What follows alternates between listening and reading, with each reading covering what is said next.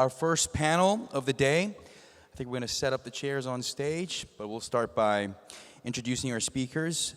The first panel is going to be entitled The ICT Leaders Keeping Up with the Fast Technological Evolution. And just a little heads up, this topic is going to be tackled tomorrow morning as well in a second session with a new lineup of industry leaders. So as we set up on stage, allow me to introduce our panelists. First up, Mr. Fahad Al Hassawi, Chief Executive Officer for DO. Mr. Seizo Onoe, Director, Telecommunication Standardization Bureau, ITU. We'll keep it going. We'll give them a round of applause as I call them on stage. Mr. Tony Geheran, Executive Vice President and Chief Operating Officer for TELUS. And Mr. Andrew Feinberg, we'll call him back on stage, the Chairman and Chief Executive Officer for Netcracker. Mr. Talal Mamari, Chief Executive Officer, Omantel. Mr. Hani Kukhun, Chief Executive Officer, Middle East and Africa Beyond One, Virgin Mobile, Middle East, Africa. And our moderator for the session, Mr. Zakaria Chouaib, Managing Director, Africa and Middle East, TMT and Infrastructure Lead, PMP Strategy. Let's give these gentlemen a round of applause, please. Thank you. Good morning, everyone. It's a pleasure to be with you today. And welcome to the first panel discussion of our Telecom Review Leaders Summit. I'm really honored and glad to be with you and with distinguished panelists. Maybe before starting our discussion and having your thoughts and your insights on how you are shaping the industry, ICT industry today, I would like to share with you maybe our view, some observations we have made while working with operators across the world. We have seen some regular patterns coming back. We see operators facing flattening revenues. We see the capex soaring and customer demands changing a lot. So as leaders, you are daily facing these challenges and trying to define new strategies, implement them successfully, and trying to use digital transformation, digital tools to accelerate this strategy. So today what we will address maybe as a first step is how to successfully draft efficient ICT strategies, how this can be used to realize sometimes the national ICT visions. We'll also discuss from our panelists, with our panelists, how they are shifting from the legacy connectivity business into new business areas, how you are developing this, and also understand how this digital technology, digital tools, and the transformation laying behind is changing the way you are working, your operating models, and the teams you are working with. So my first question maybe is for you, Mr. Seizo, and ITU. Before jumping into the new hype of digital tools, just to make one preliminary remark, we see a lot of people still not connected and lacking connectivity. So I think there are over 2.5 billion unconnected people all over the world. So how is ITU working and what role you can play in order to close this connectivity gap and sometimes avoid a nascent digital gap? Yes, actually the ICT infrastructure is essential for the digital transformation by digital technology. But still, we have 2.6 billion people remains offline, unconnected. So primarily, ITU as a special agency of United Nations, primary actions for the priorities bridging the digital gap. So actually, we have many diverse memberships. We have 193 member states from government, and also we have over 900 members from private sector companies and academia. Having that diverse membership, we can mobilize actions for inclusive digital inclusion. So, for example, we have a Partner to Connect coalition So we have already mobilized commitment worth over 36 billion US dollars. So million US dollars. So as such, we are not trying to bridging the digital divide. As for me, I'm a director of TSB, director of Telecommunication Standards Bureau. Standardization itself will contribute to reduction of the ICT infrastructure of the prices, costs. So I would like to contribute to that areas. Actually, the standards will create create a scale of the economies of scale, and competition principle that result in the cost reduction of the infrastructure. So result in the affordable services. As such, we will continue such effort to reduce wide deployment of the infrastructure. Yes. Okay, thank you, Seizo. My next question is for you, Mr. Fahad. I think there's this contrast with countries that are still like in infrastructure, but we see here in UAE, and we do that you have that quite very good job. I mean, I think you have exceeded 98% population coverage for 5G, and you nearly over half of your traffic is 5G. So there is a lot of work that has been done, and now maybe the challenge is about extracting more value from the investment you have made. So can you maybe share with us the strategies or the initiatives you are having right now in order to extract more value from this investment, and what is done and how you can contribute maybe to the national ICT vision for 2031? Thank you. Assalamu alaikum. Good morning, everyone. I think in the UAE we have a very unique situation where both operators in the sector of telecom have been clearly over years investing heavily in the infrastructure, specifically mobile and fiber in the country, because there is a very strong conviction that building the right infrastructure is the backbone to many digital transformation, many transformations in different sectors, not just in the sector of the telecom. This has been our thinking process when the subject of 5G came. We knew it was quite new at the time. Like 4 years ago, we decided we want to become one of the early adopters. And accordingly, we started rolling out and investing in 5G. At that time, to be completely honest, the business case was not very clear, but we knew from previous advancement in the technology that the early adopters who start first are usually people who can extract more value from this investment. And this is what we've done, and we've been able to, as you mentioned, obtain a very big coverage in the country in terms of like reaching 98.5% of populated area.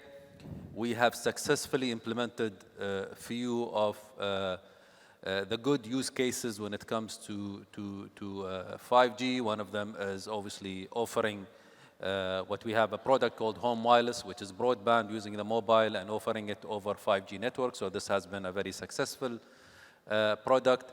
On the ICT side, we've been able to utilize the capabilities of the 5G network and integrating it in different solutions that we are building for different clients. And now with private 5G, will only become better. We'll be able to even support and create even better use cases.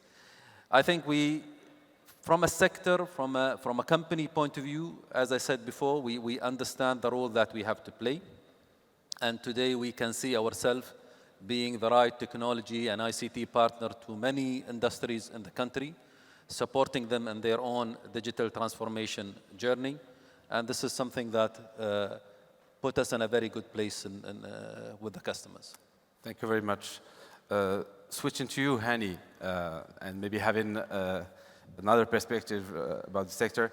For the audience, you are the CEO of Beyond One. So Beyond One is a new entity. It acquired Virgin Mobile in the Middle East and Africa and in Latin America. And I understand that you have further, I would say, expansion plans. So maybe you can tell us about your strategy, Beyond One strategy, and how you expect to differentiate yourself in this very competitive markets. Good morning and assalamu alaikum. Thank you everyone for being here today. It's a great honor. Yes, Beyond One is new. Beyond One is a newly formed entity formed in 2021, backed by a Swiss private equity based in Dubai, and excited about this space. So this space, we're all talking about the telco to techno. We're looking at it from telco to a digital services aggregator and a digital services community as we look at it that way. The company bought Virgin Mobile Middle East and Africa and Virgin Mobile LATAM.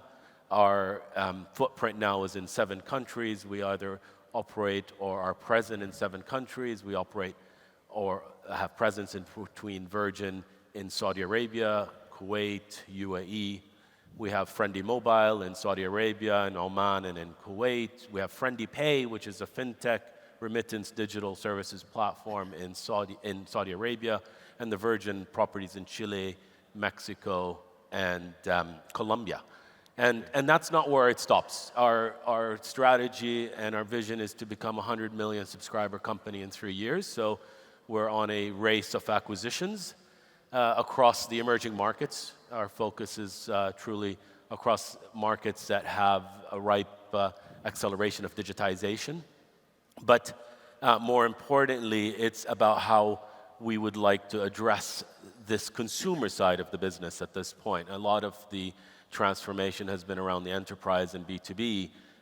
We're really looking at what we're able to do with the consumer side and how we can really differentiate from that side and become more into how we bring a suite of digital services across to these consumers as we go through from there. Exciting space for us. It's a lot of people might come and ask the challenge, well, you know, we heard Hatem talking about buying other operators, is why are we looking at that space and how do we monetize that? And that's really the key thing about Beyond One. And this digital services platform and the aggregation of services on core, telco being in the core of that, is where a lot of the OTTs have done a good job of taking that on top of our networks, the networks that we've had, but a lot of the telcos have had a little bit of some challenges and some successes. We're hoping to be part of that successful side of those telcos that take it across into multiple consumer-focused communities, and we'll talk about that a little bit later as well, but that's kind of where we are at this point. So it's a space we're quite excited about. We find that Dubai is the core of this global headquarters of ours, and we feel that there's a wealth of opportunity and talent in this region and across the world that we can leverage from there. Thank you. I switch to you, Talal. I think to remain in the region, Omantel has been developing a lot over the past years, and we have seen significant growth of the operations. And one of the questions that we're asking ourselves, that I think you can share your perspective on that one, is that operators, for them, it's as defining or drafting the right strategy is as important as implementing it successfully. I think that's something you have been experiencing a lot over the past years, and we would love to hear from you about what's the secret recipe for succeeding in drafting the right strategy, changing the company's culture and DNA in order to capture more value, extract more value for your shareholders and all the stakeholders. Thank you. Well, definitely, the question of DNA is key, and I think DNA is a key word. The telcos have been disrupted in terms of revenue and revenue generation from traditional voice and text and through acquisition of the OTTs. Now, you will hear transformation across, I think, this conference as another key theme here. And for us, the journey have started sometimes ago. Firstly, by developing our ICT ecosystem. And we understood that ICT cannot thrive being under the wings, if you will, of a telecom operator. For that reason, we spin off most of these companies that we created in the last 7 to 10 years, such as initially a data center, moved to a cloud business, then an IoT business that has been spun off as well. A business process outsourcing company has been also created in 2017 as well.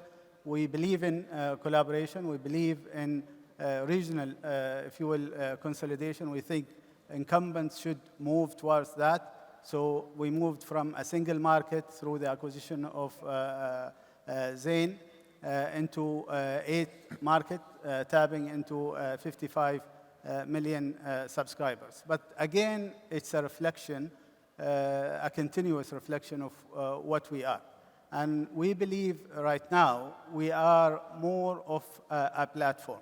I know there is a journey talking about moving from a teleco to a techo. That's a journey that we are all right now experiencing. But we believe innovation was not exactly embedded in telecom historically. So a platform means we are working, for example, with Google right now to establish an API platform where we make some of our technologies available for developers outside Omantel. We believe that will bring in a certain level of innovation. We've started an accelerator where we are accelerating startups in and around our business to also foster the innovation. So some of the initiatives that we are undertaking are centered around this platform idea and the customer in the middle. Of course, we leverage from the relationships that we have with either enterprise or consumer levels, but also we think the level of interactions that we have as telecoms are not as big as the interaction of a platform such as Google or Instagram or any of these. So we're building a fintech company. We're building a super app. We are building a marketplace with Amazon AWS. We are also building an ad tech organization. To form this as bold or not, honestly, based on the DNA that we have today, so. But the idea is to expand on the adjacent industries that are around us, expand our level of interaction through these platforms that I mentioned, marketplace and ad tech and others, and to hopefully leverage more and more the relationships we have and continue this journey. Thank you. Well, that's great. We have heard from leaders in the Middle East, so maybe let's have another perspective, another view from Canada. And Tony, I'm asking you about this different waves of changes you have made over the past years. So TELUS has operations fixed, mobile, and he's developing and extending his business into other new areas. So can you tell us more about how you succeeded in this transformation or this shift from the connectivity business, historical one, into this new business areas you are developing? And I understand you've acquired also a lot of other businesses. So can you tell us a little bit more about it? Certainly, and thank you, Zakaria. Good morning, everybody. In a Canadian context, and I think what you're going to see across most of these discussions is that all of us, depending on where we've started, are actually being funneled into a very similar direction and journey. In the Canadian context, our company TELUS originated from a regional telco. We dined out on copper infrastructure for the best part of a century. But at the beginning of this millennium, we saw the need to really develop capability that could support data and IP, the timely movement and accurate movement of data and IP, and investing in core network technology was our focus through the early 2000s, building a national mobile network and deploying GPON fiber to ensure that your foundational connectivity to the communities and customers you serve was there upon which you can build the next generation of services. As we evolved our thinking around this, clearly the end customer and the end customer experience is a significant driver for TELUS as an organization. It's the one area I think you can create lasting differentiation. So understanding the needs of the customer is paramount. As we look to see where technology was going with the emergence of 5G and fiber, truly to be able to enable businesses and consumers alike to generate their own content, to be producers in their own right, and to download massive amount of information is transformative in and of itself. As a business model, you then need to look at how you get on the digitization transformation that Andrew spoke about earlier. And we've been in that process, and I think it is a continuous process of transformation. And that is evolving the way we operate. And then what clearly comes out of digitization is the mass of data and data analytics that is an opportunity and a challenge. And the opportunity is how do you get better insights from all of these transactions, and how can you put that information to work responsibly? So as an organization, we were very keen to ensure that our customers, businesses, consumers, governments understood the way that we would safeguard their data, make sure that when we're using data, it's sufficiently anonymized so that we're protecting everybody's kind of data privacy rights. And as you evolve thinking around that, then suddenly generative AI becomes the hit topic of this time last year. And we established within our company a board to govern generative AI initiatives and projects that we wanted to unleash within the business and on our customers. Clearly, when you're looking at generative AI, you need to understand how the global marketplace is going to regulate and ensure safeguard and ethical use of AI. And we're very keen to make sure that we're party to those international forums, as well as and localized in Canada. In the last 6 months, we've unleashed 7 applications, generative AI applications, within our business to transform the way we manage and govern our network, the way we predict failures within the network and dispatch and schedule resources to go address those in a more timely and efficient fashion. We have a tool that allows 7,000 contact center employees to access their knowledge source in milliseconds to solve problems for customers more expediently, and ultimately this tool will be put in front of customers directly. So there's a myriad of areas of opportunity.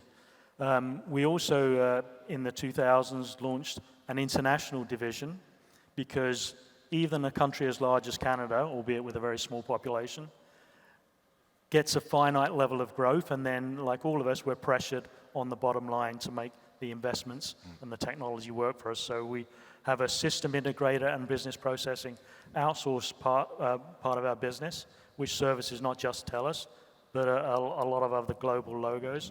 And really, that is now looking at how it can bring generative AI into transforming the business process, and particularly the contact center and customer support environments of its customers.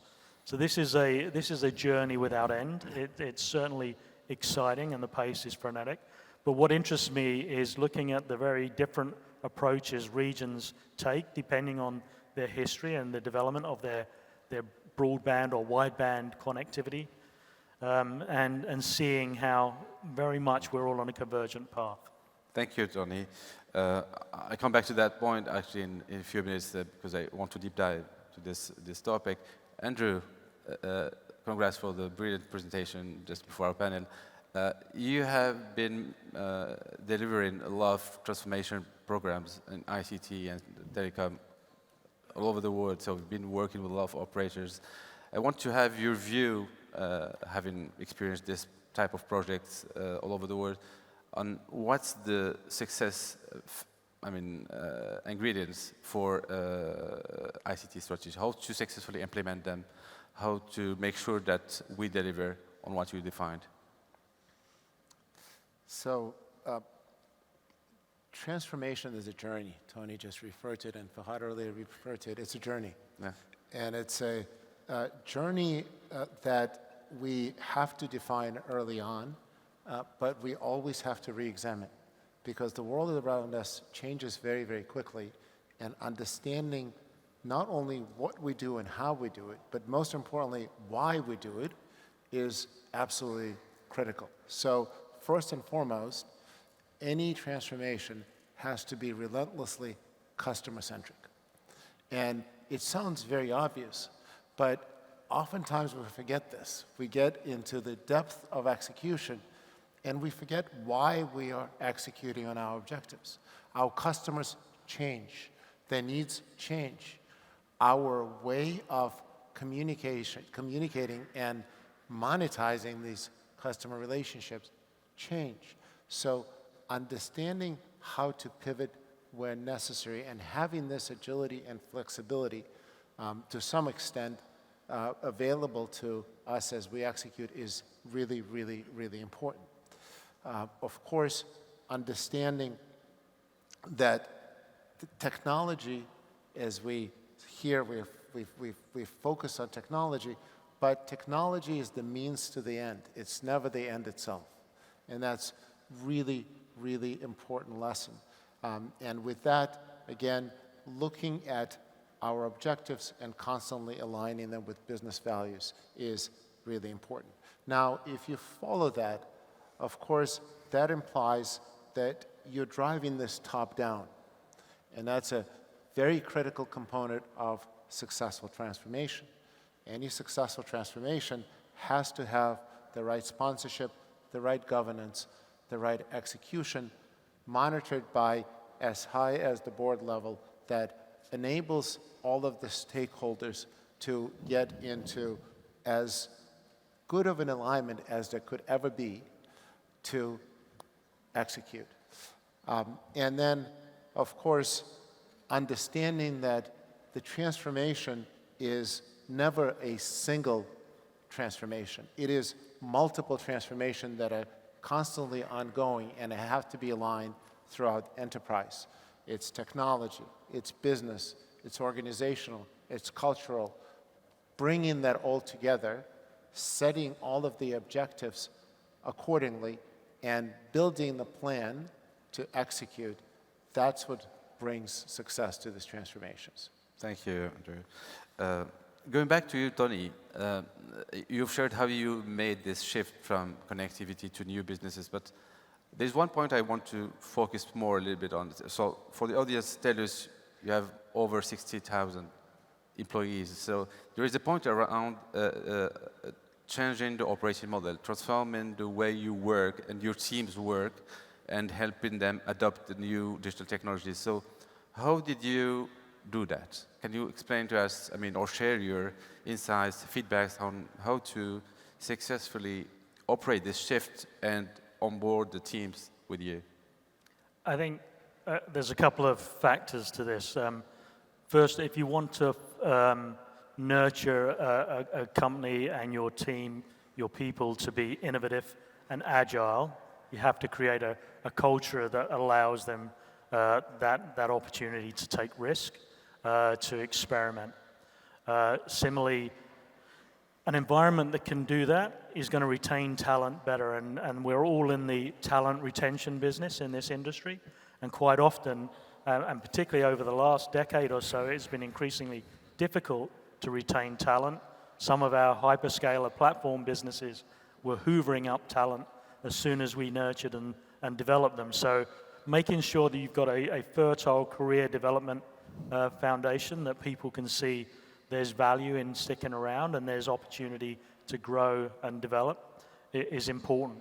And then secondly, when those scarce resources are tough to get hold of and increasingly are able to move to other opportunities, You got to look back into the resource base you have already. And we developed in 2020 and 2021 through the COVID period a digital fast-track learning skills, because at that time, before generative AI, digitization was the big challenge, and getting and producing enough coders and developers was critical to your ability to digitize your business processes and your customer interfaces through applications and services.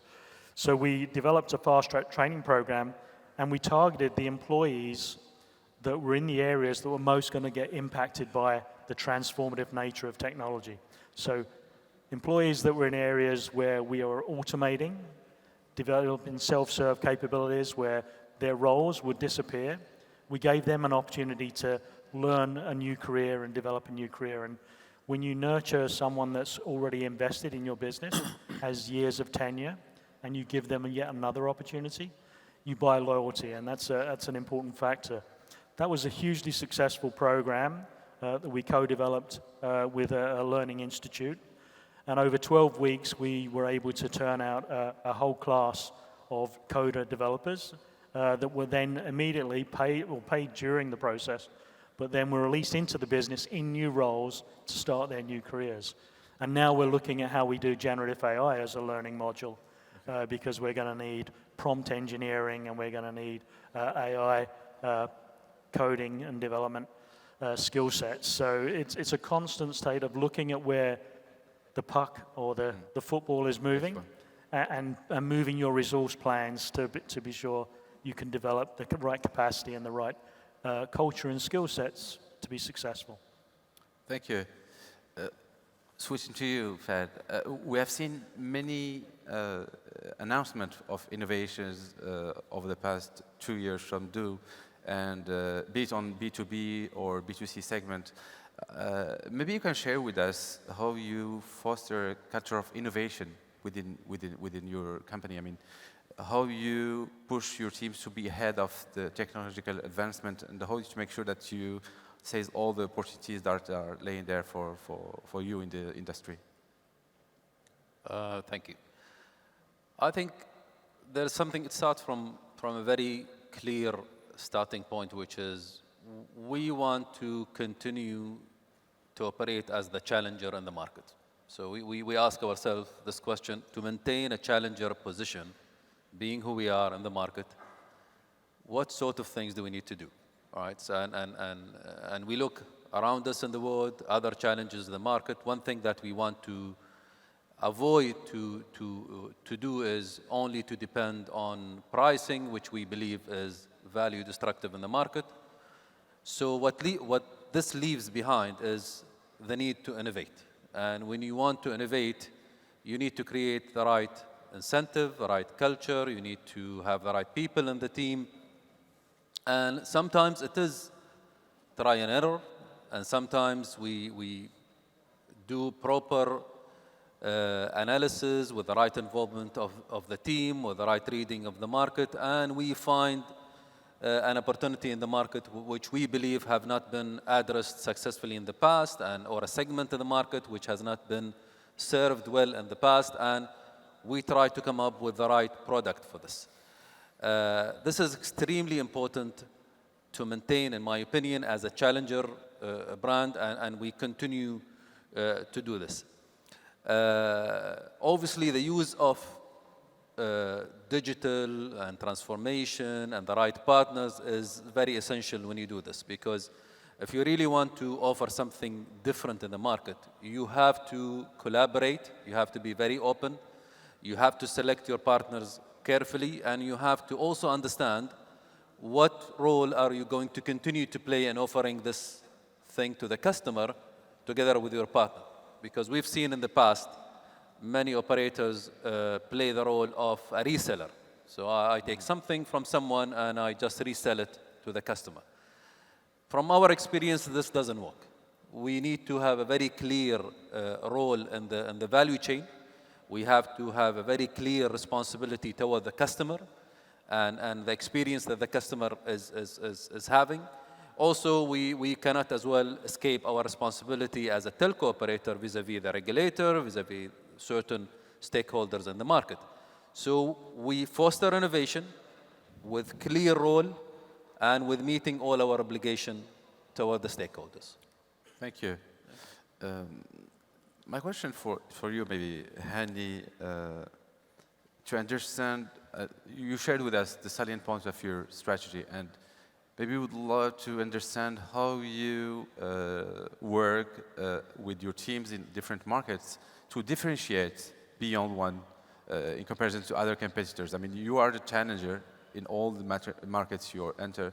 So how do you work with your local teams to differentiate your brand? And how does this transform into customer acquisition, loyalty? How do you develop this? Thanks, Zakaria. Good question.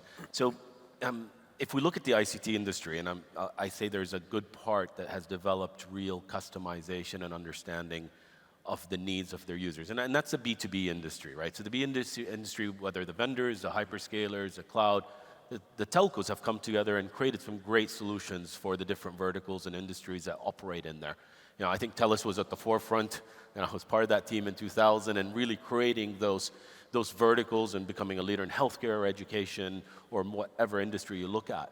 But when we come to the consumer, which is really where the mass of that subscriber base is where I think some of the OTTs have they've gone ahead of the telcos. But I think that's where we want to disrupt. That's where we want to do things differently, right? When we talk B2B, it's easy. We talk healthcare, we talk education. You know, when we talk consumer, a lot, it happens all over the world. The N2C comes out, right? So when we go advertise, it's a network to consumer, the fastest network or, the best latency or whatever it might be at that point. But we really have not addressed that consumer well, and that's what we want to try and do. So our model that we look at is a B2C to C, right? And the key differentiator that we want to build is that community. So a business to community to consumer, where a consumer goes through a community and we service them from that way. We then shape ourselves around the community and the specific needs of those customers and those consumers, okay? So let's take an example. Sammy over there is a car enthusiast, right? So he'll be part of our community of car enthusiasts. We'll deliver connectivity. He'll decide how to pay, whether it's prepaid or postpaid. We're not going to bucket him prepaid or postpaid.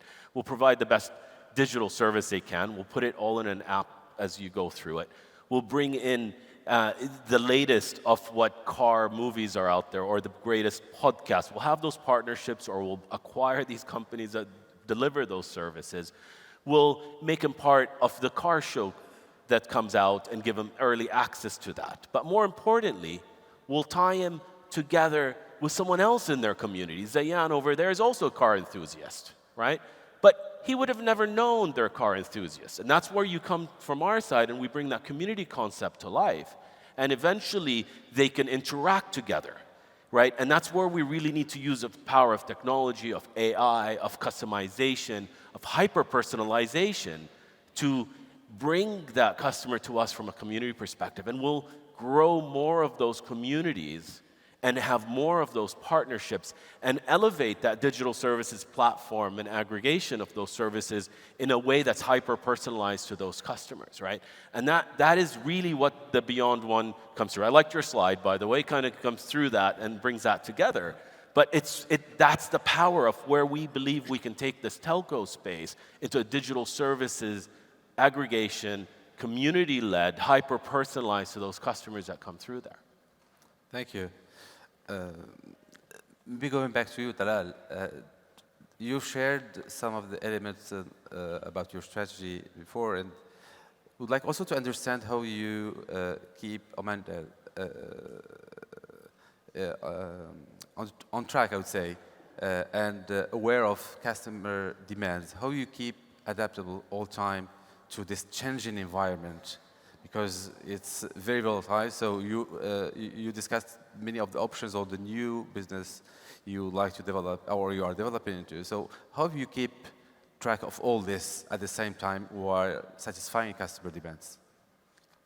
So look, first of all, the view of the customer is totally different. The customers of the future what we call the customer of the future, are already here in the present. And these are the 7-year-old, the 8-year-old, etc., where digital is no transformation. Digital is the norm. So the key for us to continue to be adaptive is to understand the customer really in a 360 degree view. We rely on insights and data, so our data analytics, our data scientists are key to this adaptation and this understanding of the customer. It's also very important to be, go away from the past experiences. The value segmentation of the past no longer work at all. So you need to be also understanding, and you have to be as empathetic as possible with the customer. In certain cases, we do talk about upselling and cross-selling.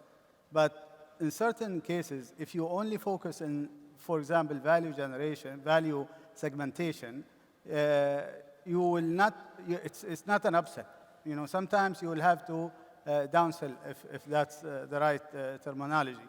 But what you gain is a loyalty and a retention. So insight and data are key for us. And also, like I mentioned, the culture of the past experiences of understanding the consumer is something that we are trying to push away through an injection of a new culture. Obviously, we also embed the consumer or the customer in our product development and go-to-market. This is very essential. Of course, all of us use the voice of customer. Certain tools are being used to understand what the customer expects. But the key for us is data and data insight. Thank you, Talal. Andrew, after hearing your presentation, I was thinking, actually, he's talking a lot about AI, its power, the effects it's having about telecommunication and medicine. But in your opinion, what are the other technologies that we should be expecting in the future and that might have a huge impact on the sector? So you see a lot of things. You have a lot of R&D ongoing there. So what do you see coming for the sector? So that's a great question. The rate of change is growing exponentially. And of course, our solutions need to reflect that, and our technologies need to support that. And it's getting harder and harder to keep up with it. So what is the future-proof architecture that would create that environment where we would be able to run fast enough with our businesses to support the industry? If you think about it, there's a handful of fundamental non-negotiables that have to be there. Scalability, security, efficiency, agility. As we're trying to get business results, you talked about hyper-personalization. Of course, that's the future. How can we, what technology supports that? Working backwards from this, that's microservices. We have to have architecture that enables us to provide self-service, to provide services that go way, way beyond connectivity and continuously evolve with our customer needs. Scalability and efficiency, of course, that brings us back to cloud. How do we scale on demand? How do we bring it down? How do we make sure that this goes back to something that we've talked a lot about today, and that's sustainability. Cloud enables us to manage that through ups and downs with the right efficiency model. And of course, all of this now comes back to analytics. Very, very powerful analytics as we go beyond connectivity, which is, of course, the mantra that we keep bringing into the sessions.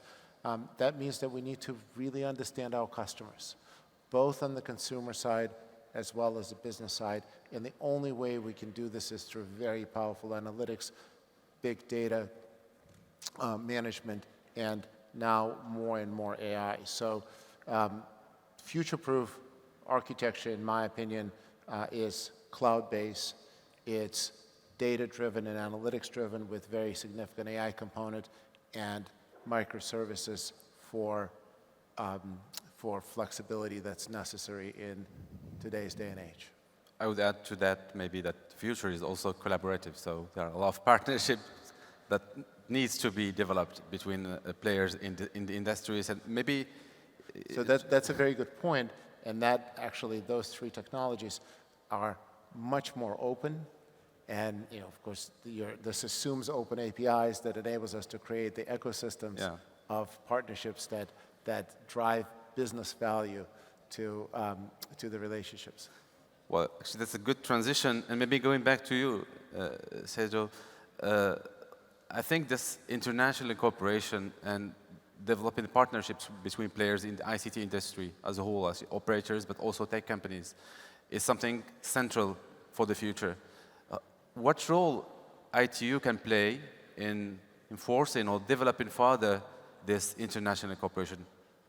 Yes, collaboration and partnership very important for everything.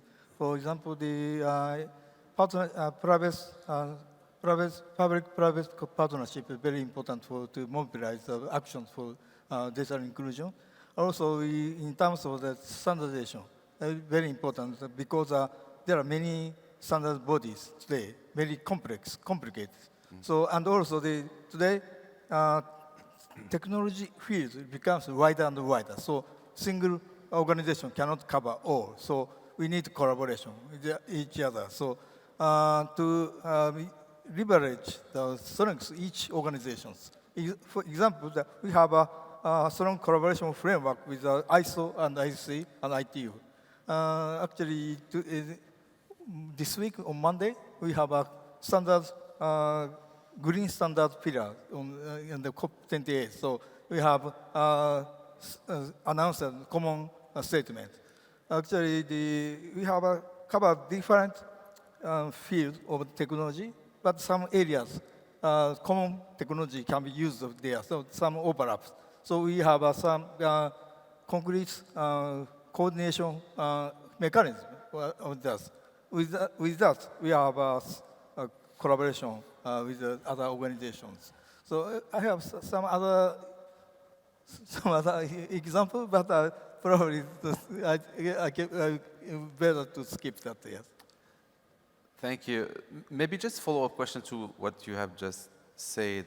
I was thinking about artificial intelligence, which is maybe one of the topics which is everyone talking about right now. But what can you do, or what ITU can do to make it artificial intelligence, AI, more inclusive and make partners across the industry work together to make AI more inclusive?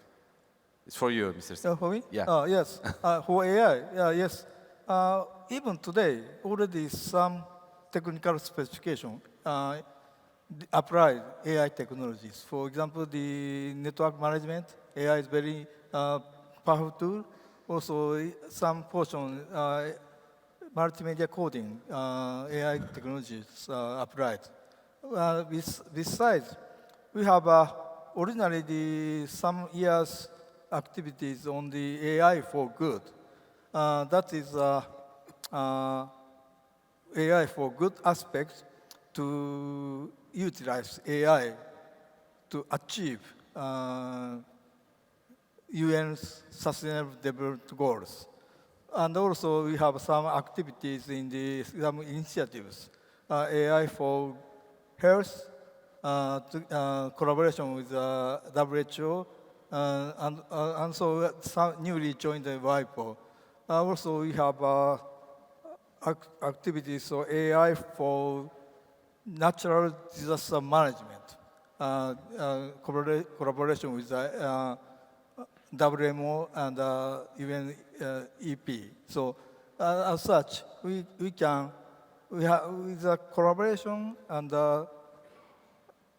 we have some such activities on AI. Thank you. Tony, you have mentioned that you have tested and implemented several AI use cases over the past months, and maybe would like to hear from you about two questions, actually. First one, how this implementation of AI, how did it change your operating model and the way your decision making, I would say? And if we talk about AI, there's also this bias, and how can we tackle this problem? How did you address these issues and challenges about bias when implementing it within your company, within TELUS? Well, I think looking at the use cases for the technology, whether it's within business process efficiency and transformation, or enabling customers, or jointly evaluating how you can bring insight through data and putting that to work on behalf of the customer, on behalf of the business. So we believe there's a lot of effort needs to be put in the foundation of establishing the framework of how you're going to use the technology. Internally, we deploy the technology to as many team members as possible so that we get their insight and feedback, as well as provide them the opportunity to learn how to use this technology for themselves and for their function. And the feedback loop there has to be very fast.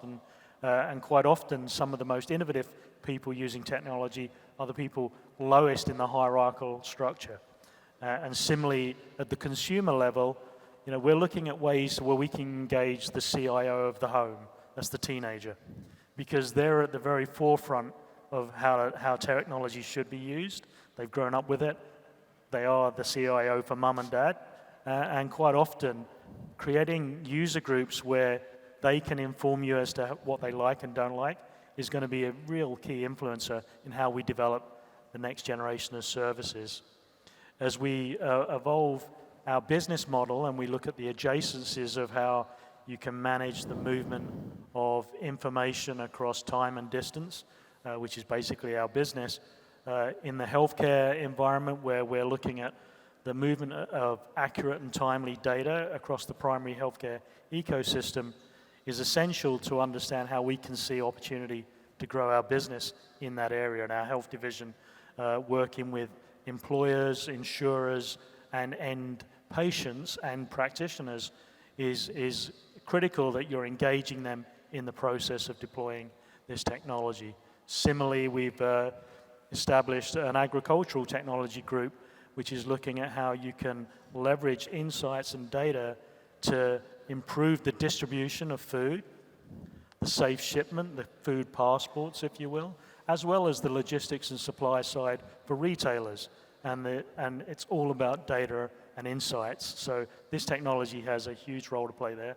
And you have to work with the business, with the end user, to bring all of the needs together to understand how best to deploy this capability. So I would say we're still at the first two steps of the journey in terms of formatively understanding the full power of generative AI and how it can be used responsibly and ethically. But certainly it opens a massive box of opportunity if we embrace it well and if we leverage, you know, international policies and frameworks. That means that the interoperability across jurisdictions is better and smoother. And I think that's going to be a key area that will either inhibit or promote the expansion of these services more fairly and more geographically quickly. Okay, thank you. I think AI is a good example of this question about collaboration and partnerships we have been talking about before. Hani, maybe a question for you. You need to partner with a lot of players, digital players. So how does this partnerships enable the way you develop your digital service offering, and how do you work with these partners? How are you structuring your ecosystem, and how does it look like, this ecosystem? So partnerships is key to the essence of really building that digital services applications and putting in a platform where you can hyper-personalize to each.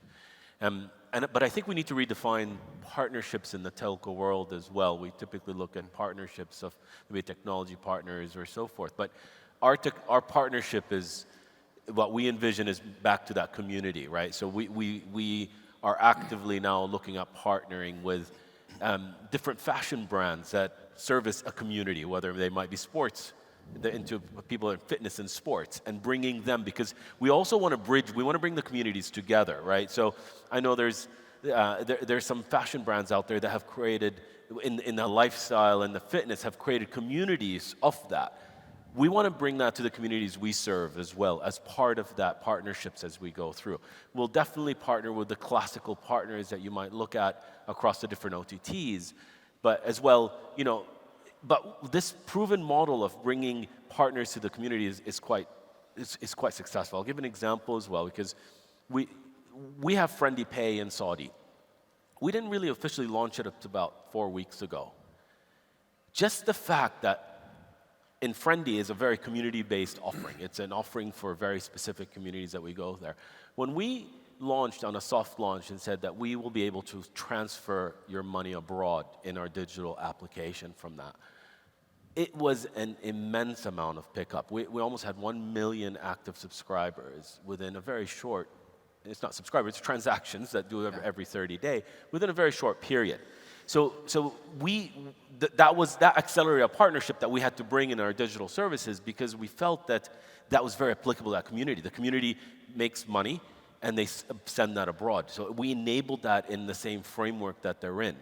Take that partnership concept across the different communities, bring that together, becomes a differentiator. And that's kind of where I come back from, that consumer, that B2C to C is really the driving factor of that. And then we have a huge list of partnerships or services or applications, and then we have the platform that has the intelligence and the AI to pick out exactly what's applicable to them, rather than have them, go across. You can get lost in the world of choices out there, and we'd like to bring that community together through the best of AI to what's most applicable to them, with the most diverse amount of partners from there. It's a big task, but that's kind of what we want to disrupt. That's what we're up to, and we really are excited about this space.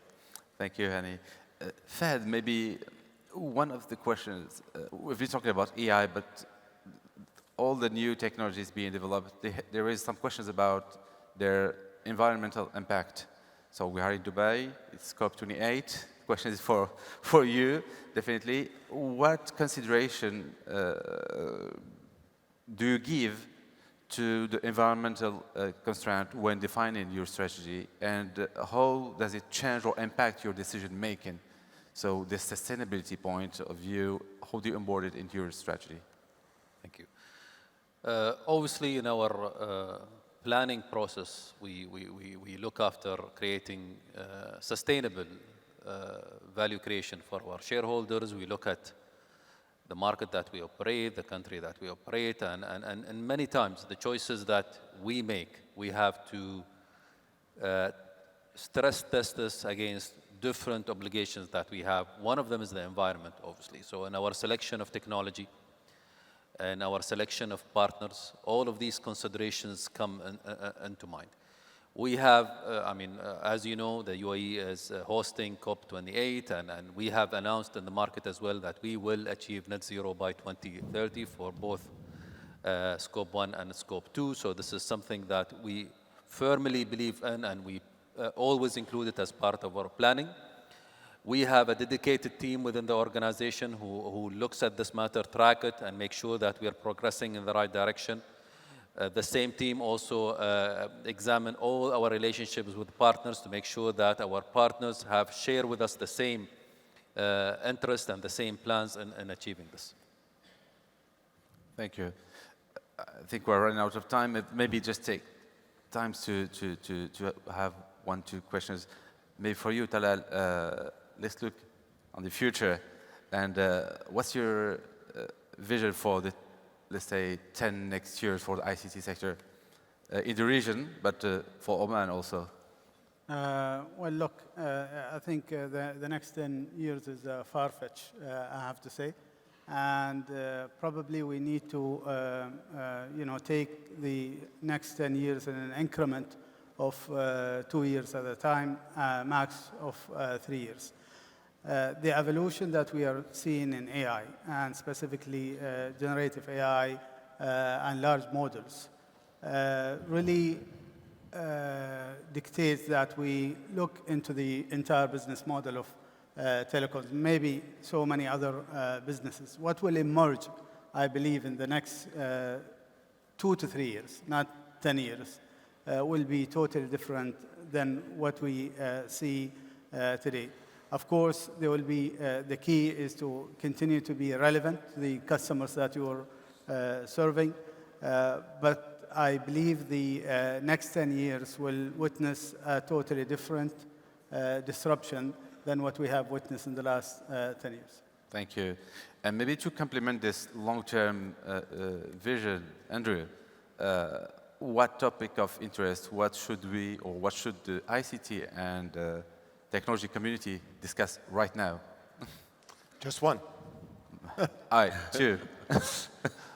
Well, look, it's of course, it's everything that we're discussing here today, from business drivers to technology transformation to sustainability. But if I had to add one that probably that hasn't been brought up yet, it's talent development. How do we bring more talent in the industry? How do we grow, attract, retain more people? Because at the end of the day, that's what's going to make us successful. That's what's going to drive results. And I think there is a global shortage of qualified teams that we can bring into this industry. And I think investing in that, developing that from every perspective. As a father of 4 daughters, I am a big supporter of women in technology.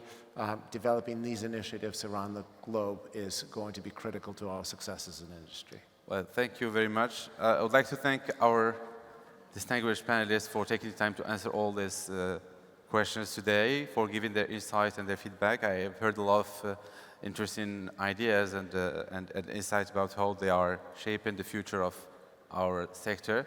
And let's continue our panels with the next panel. Thank you. Thank you. Thank you.